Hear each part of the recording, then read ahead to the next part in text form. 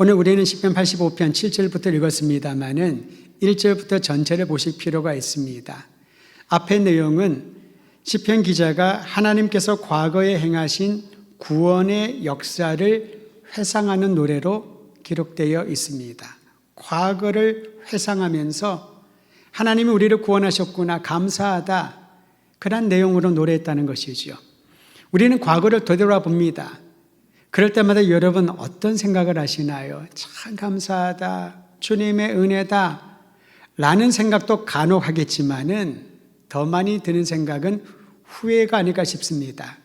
그때 내가 이렇게 했더라면 더 좋았을 텐데, 그때 내가 이런 결정을 했더라면 더 좋았을 텐데. 저는 그런 얘기를 들었어요.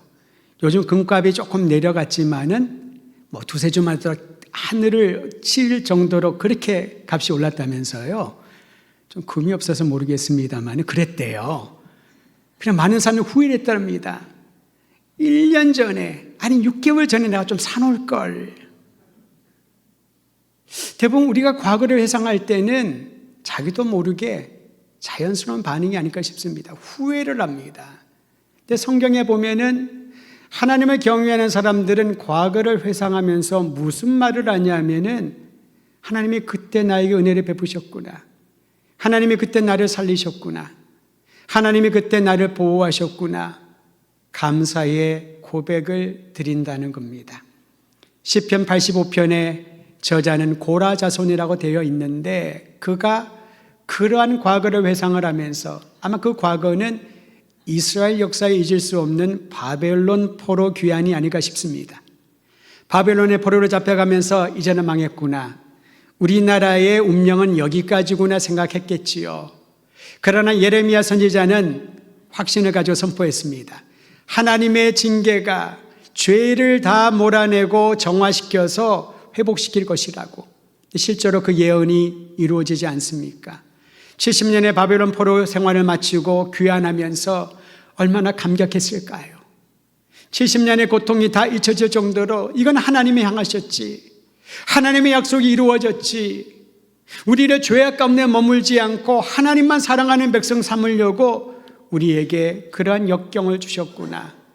그 감사를 시편 기자는 회상하면서 떠올리면서 하나님을 찬양했던 것입니다. 제가 우리 성도들, 많은 성도들 중에서 함께 대화하고 교제를 하다 보면은 시편 기자 85편을 쓴 기자의 그 고백을 하는 분들을 자주 만날 수 있습니다. 그 참 하나님의 은혜였지요. 그 힘든 시간, 많은 자녀들을 키우면서 부부가 정말 고생하며 그 자녀들을 양육한 모든 과정들을 돌아보니 하나님이 함께하지 않으셨다면 불가능한 일이었다고, 그런 이야기를 저는 자주 듣습니다. 그렇습니다, 여러분. 우리에게 가장 큰 은혜의 선물인 구원을 주신 하나님을 기억하며 찬양하는 고백이 끊어지지 않을 때 그의 인생의 미래는 새로운 길이 열릴 줄 믿으시기를 바랍니다. 이러한 마음으로 시편 기자는 7절에 이렇게 고백합니다. 우리 함께 85편 7절을 한 목소리로 읽겠습니다. 시작. 주의 인자심을 우리에게 보이시며 주의 구원을 우리에게 주소서. 과거에 경험했던 구원의 은혜를 기억하면서 신실한 사랑을, 구원의 감격을 다시 날마다 내 안에 일으켜달라고 기도하며 하나님 앞에 나아갔던 것이지요. 여러분, 위기에 처할 때 누구를 찾습니까? 어디에 SOS를 치나요? 우리가 위기에 처했을 때 하나님께 구원을 청하는 사람, 하나님의 도우심을 구하는 사람에게 희망이 있는 줄 믿으시기를 바랍니다. 포로된 자에게 희망은 자유입니다. 채무가 있는 사람에게 희망은 모든 채무가 탕감되는 것이겠지요. 실향민의 희망은 고향으로 돌아가는 것입니다. 죄인에게 희망은 흉악한 죄가 용서받는 것입니다. 심판을 받기 위하여 기다리고 있는 사람에게 희망은 모든 징벌이 단번에 면제되는 것일 겁니다. 그 희망을 하나님께서 우리에게 주신다라는 거지요. 왜냐하면 그분이 우리를 택하셨기에, 하나님의 자녀 삼아 주셨기에, 하나님의 자녀에게 끝없는 사랑을 베풀어 주시기에 주님이 주시는 희망이 어느 누구도 빼앗아갈 수 없음을 믿음으로 선포하시길 바랍니다. 하나님께 구원과 도우심을 호소한 시편 기자는 이제 그분 앞에서 자신의 믿음을 고백합니다. 더 이상 죄악된 세상을 버타여 살지 않고 하나님만 사랑하고 섬기겠다는 믿음의 고백입니다. 여러분, 이러한 믿음의 고백은요, 주님의 약속을 받은 사람에게는 변치 않는 고백이 될 겁니다. 약속이죠. 하나님의 약속의 말씀. 무엇을 약속하셨나요? 8절에 이렇게 말합니다. 하나님께서 그의 백성에게 평강을 약속하셨다고. 할렐루야. 유대인들에게 평강, 샬롬은 매우 중요합니다. 근데 우리의 삶의 영역들을 보면요, 우리 문화권에서도 샬롬, 평강을 날마다 구하는 것을 볼 수 있습니다. 여러분, 오랜만에 누군가를 만나면 이렇게 인사하지요. 그간 안녕하셨습니까? 강령하셨습니까? 강령하셨습니까? 하면은 조금 이제 오래전에 그런 인사 있습니다만은 강건하고 무탈하셨습니까? 그렇게 인사를 합니다. 밤새 편히 주무셨습니까? 그렇게 무난 인사를 하지 않습니까? 이게 바로 샬롬인 것이지요. 그런데 성경이 말하는 샬롬은요, 아무 탈이 없고 아무 문제가 없는 것을 넘어선 또 다른 의미가 있습니다.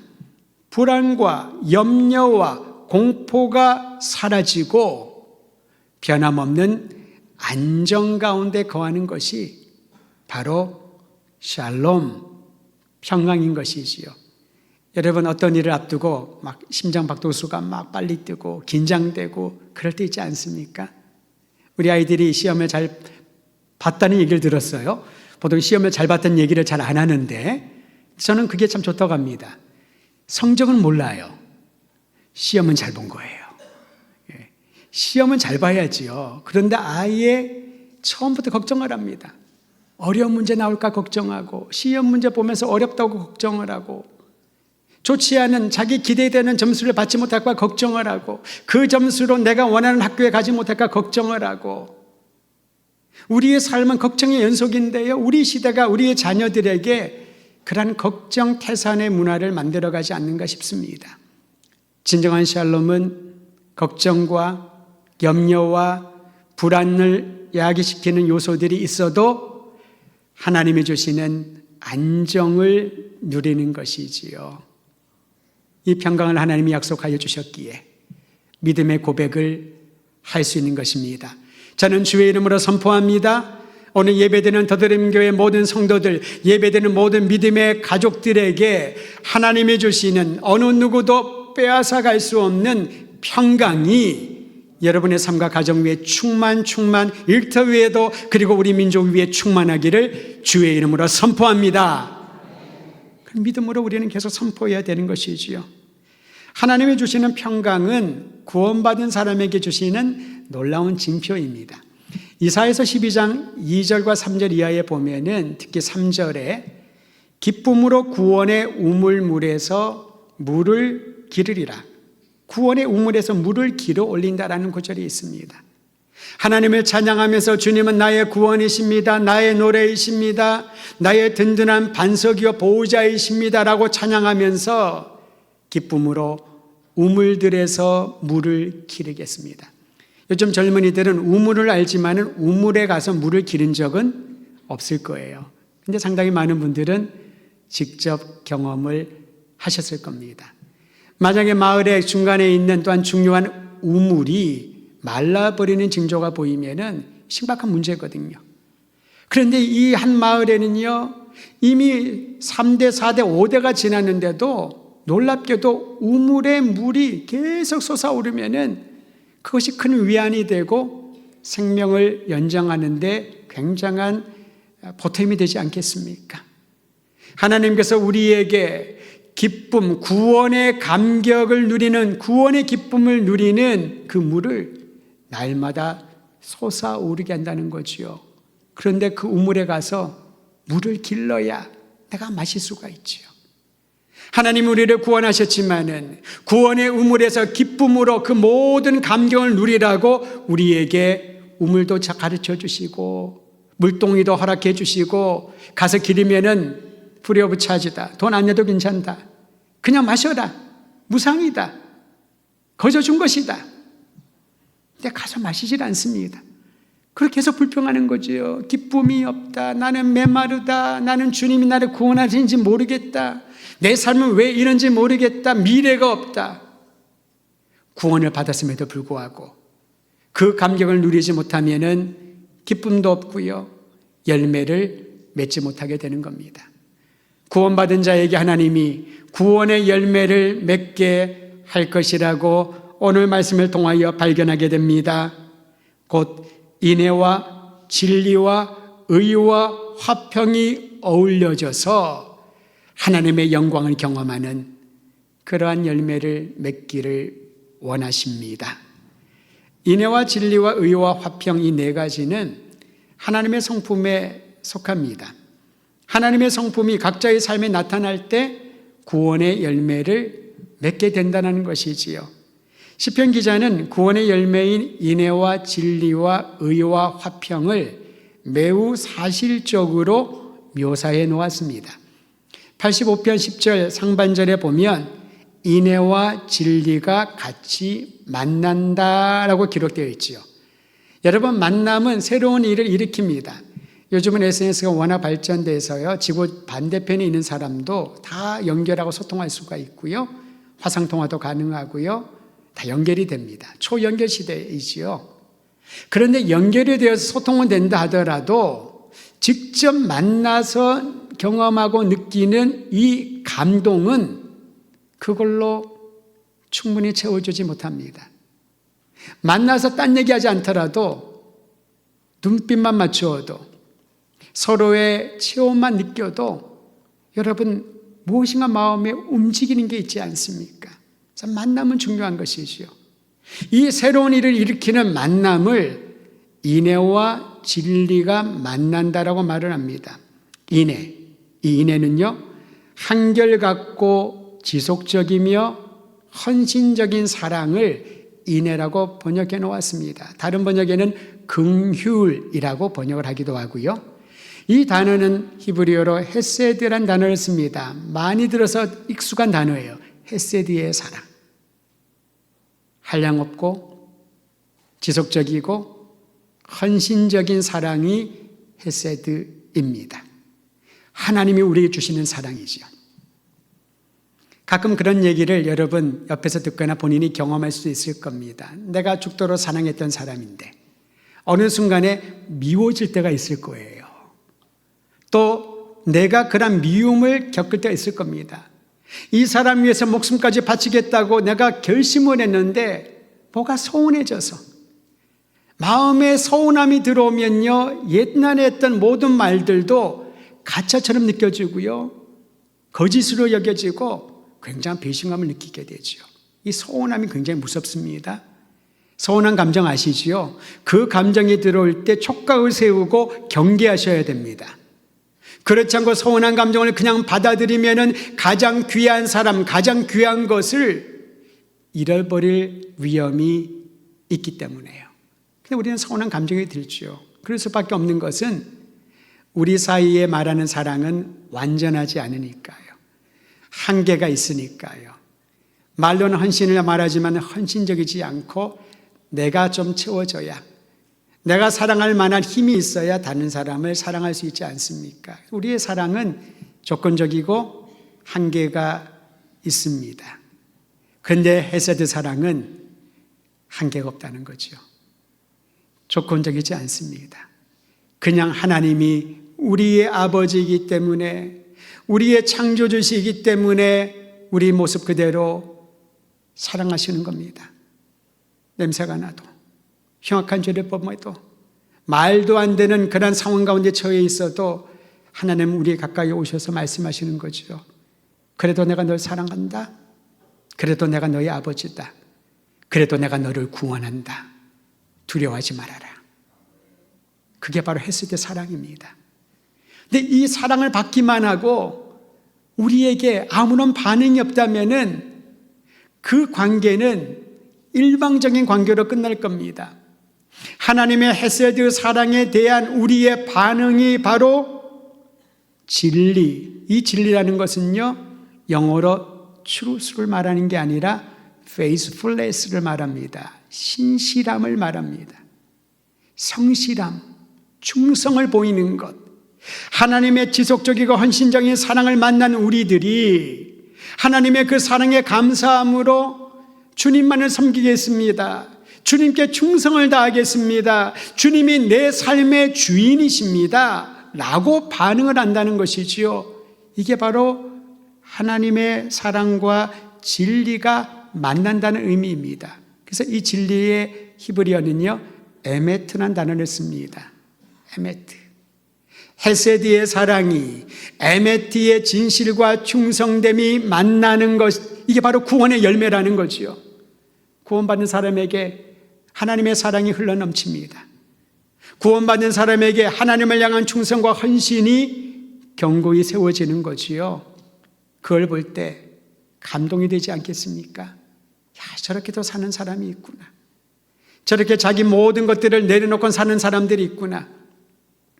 전에 어떤 신학교 교수님이 그런 얘기를 했습니다. 요즘 신학생들이 좀 많이 줄어들고 있는 추세인데, 신학생들이 많이 오니까 사람들이 걱정을 합니다. 이렇게까지 신학교에 많이 가서 교회 숫자도 가득 차지 않는데 신학교에 왜 이렇게 많이 가냐고 했더니 그분이 그런 얘기를 했어요.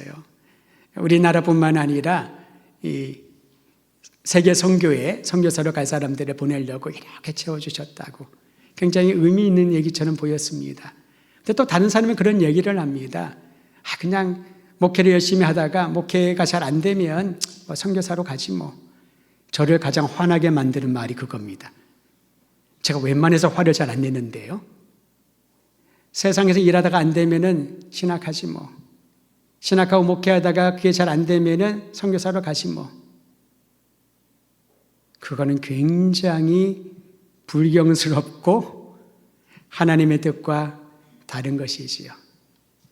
복음을 전하는 일은요, 주님을 사랑하고 주님의 헤세드 사랑에 에메트 신실함으로 반응한다는 이것은 나의 인생의 최상의 시간에 최선을 할 것을 드리는 것이 성실하고 충성을 다하고 주님 섬기는 것이지요. 찌꺼기를 드린 게 아닙니다. 저는 우리 부모님 세대의 신앙에 큰 도전을 아직도 받습니다. 첫 열매를 드립니다. 처음을 하나님께 드리는 것이요. 성경 어디에 교회를 세우면 새벽 기도해라. 그런데 어디 있습니까? 우리나라에만 있습니다. 첫 시간을 하나님께 드리는 거지요. 첫 열매를, 나의 처음 것을 하나님께 드리는, 왜 그럴까요? 그러면 하나님이 복을 주셔서가 아니라 하나님이 먼저 베푸신 복이 너무 감격스럽고 고마워서 내가 뭘 할 수 있을까? 충성을 드리자. 하나님을 나의 주님으로 인정하고 그분의 뜻에 순종하며 살아가자. 어떻게 이러한 구원의 열매가 맺힐 수 있을까요? 인애와 하나님의 헤세드 사랑과 진리가 에메트의 성실함 충성이 만날 때 이와 같은 열매가 맺히게 될 줄 믿으시기를 바랍니다. 그 사람을 통하여 주님의 역사가 나타납니다. 또한 의와 화평이 서로 입맞춘다라고 10절 하반절에 나와 있습니다. 서로 입맞추는 것은요, 최고의 친밀함을 보여주는 행동입니다. 어떤 분이 결혼하고 한 20년이 지났었는데 부부간에 스킨십이 좀 없었대요. 그래서 어떤 상담을 받으면서 스킨십 좀 하는 게 좋다. 그래서 남편이 용기를 내서 부인에게 여보 우리 오늘 뽀뽀 한번 합시다. 그랬더니 부인이 그러더래요. 가족끼리 그러면 안 된다고. 그런 거 하면 안 된다고. 그냥 하던 대로 살라고. 농담처럼 들리긴 하지만요, 서로 입맞춘다는 것은요, 두 사람의 관계가 매우 친밀하지 않으면은 불가능한 행동인 것이지요. 서로 입맞춘다. 너무나도 좋은 표현 아니겠습니까? 의로우신 하나님께서 우리에게 평강을 주시기 위하여 그리스도의 보혈로 우리 죄를 다 씻어주신 거지요. 하나님의 의가 임하면 불의가 죄가 다 씻겨나면서 이제 서로 입맞추는 친밀함 같이 주의 구원받은 백성들에게 평강이 일상이 되어진다라는 것입니다. 성경에서 말하는 평강은 하나님과 화목하고 다른 사람과 화목한 상태입니다. 우리는 하나님과 화목한 걸 굉장히 중시하죠. 그런데 그와 같이 이웃과 화목하라고 말합니다. 율법과 모든 계명의 요약이지요. 마음을 다하고 뜻을 다하고 힘을 다하여 주 너희 하나님을 사랑하라. 그리고 그와 같이 내 이웃도 네 자신과 같이 사랑하라. 같다는 겁니다. 두 가지를 다 하라는 거죠. 근데 우리는 하나님과 화목에 대해서는 끄떡끄떡 수긍을 합니다만 이웃과의 화목에 대해서는 조금 주저할 때가 많이 있습니다. 왜냐하면은 보이지 않지만 하나님을 사랑합니다 라고 말할 수 있으나 보이는 형제와 자매들에게 내가 너를 사랑한다, 용납한다, 네 모습 그대로 받아들이겠다. 이것은 말처럼 생각처럼 쉽지가 않으니까요. 예수님 하신 말씀을 기억할 겁니다. 어떤 사람이 희생 제물을 가지고 예물을 가지고 예배드리러 갈 때에 성전으로 올라가는 그 길에 형제와 거리낌이 있었던 것이 생각이 나면 그게 은혜라는 거죠. 생각이 나면 예물을 그 자리에 두고 그를 찾아가서 먼저 화해하여라. 그리고 다시 돌아와 예물을 가지고 예배를 드려라. 여러분, 주님의 말씀인데 우리는 그 말씀 잊고 살 때가 얼마나 많이 있겠습니까? 하나님과 화목하고 그리고 형제와 자매와 화목한 그 상태가 진정한 평강이라면은, 이것이 구원의 열매라면은 우리는 이 열매를 날마다 맺고 맛보아야 되지 않겠습니까? 세상의 원리는 어제의 동지가 오늘의 적이 되는 겁니다. 어제의 적도 나의 유익과 이득을 위해서라면은 잠깐 손을 잡을 수 있는 거죠. 잠깐만 연합하자. 그리고는 자기 길로 돌아갑니다. 여기에 모든 세상에 돌아가는 원리의 핵심은 나의 유익과 나의 이해에 의한 것이지요. 그러나 하나님 주시는 평강은 나의 유익을 내려놓고 하나님의 영광을 바라보며 하나님이 주신 귀한 형제와 자매들을 사랑하고 화목하게 할 때 진정한 평강이 이루어질 줄 믿습니다. 저는 우리 대한민국, 사랑하는 우리 조국 이 땅 위에 하나님의 평강이 날마다 임하기를 간절히 소망하면서 그 선봉에 구원받은 백성 주의 교회들이 앞장서서 평강의 주님으로 오신 예수님을 담대히 증거하기를 주의 이름으로 축원드립니다. 하나님께서는 구원의 은총을 입은 자들에게 좋은 것 주시기를 기뻐하십니다. 우리 함께 85편 12절 같이 읽겠습니다. 12절입니다. 시작. 여호와께서 좋은 것을 주시리니 우리 땅이 그 산물을 내리로다. 한 문제를 따라 하십시오. 하나님께서 나에게 좋은 것을 주신다. 한 번 더 따라합니다. 하나님께서 우리 가정에, 우리 교회에, 우리 민족에게 좋은 것을 주신다. 믿음으로 선포해야 되는 겁니다.